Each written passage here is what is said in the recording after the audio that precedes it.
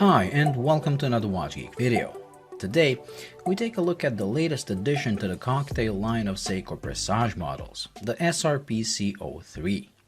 The original SARB cocktail was a Japanese domestic model that has gained a cult status among Seiko lovers, and in 2017, Seiko released an international line of cocktail models by placing them into the Presage lineup.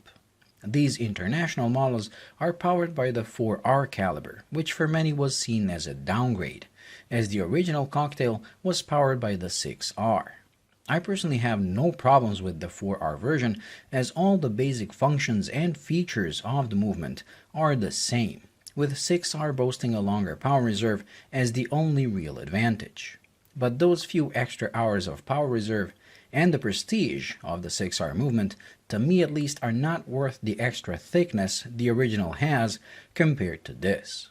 The Presage Cocktail line also brought some new colors for the dials, as the original came in light blue only, which I personally never really grew fond of. Since the lineup proved to be a success, Seiko continues to expand the collection, and in 2018, they released two new colorways, both limited and inspired by cocktails made by Hisashi Hishi, a Japanese award-winning bartender. The first one is called Starlight and comes with a striking blue dial, while this one, called Sakura Hobuki, inspired by a cherry blossom, comes in off-white color with a pattern on the dial. Although the specs say this dial is pink, I simply cannot see it. To me, it is an off-white, but a really nice off-white, adding warmth to the dial. The watch is limited to 1,000 pieces, and each watch is numbered. The case itself is the same as all Presage Cocktails models before it, very classically shaped and fully polished.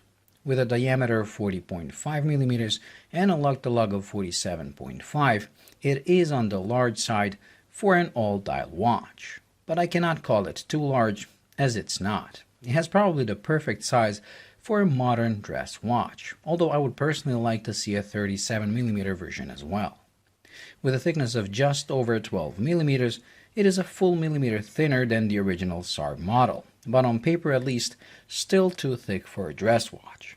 I say on paper because in person, the watch doesn't look or wear as thick. It made me recheck my calipers because of how thin it appeared to my eyes. The reason for that is probably the fact the case itself is less than 10mm thick, with the rest being the domed Hardlex crystal. So if you like thinner watches, don't let the specs scare you off before you try this on, as you might get surprised just as I was. The watch comes on a 20mm leather strap that has an alligator pattern embossed on it. The strap is very soft and pliable, although slightly on the thin side.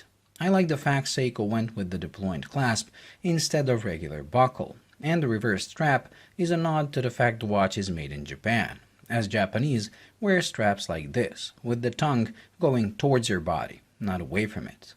The dial is what makes this watch, and I'm liking it a lot. The pattern gives it a 3D look that creates shadows and bright areas, while the off-white color keeps everything looking warm. It is a mesmerizing dial that you will end up staring at for minutes without caring about what time it is. If, however, time-telling is the reason you look at your watch, you will have no problems reading it.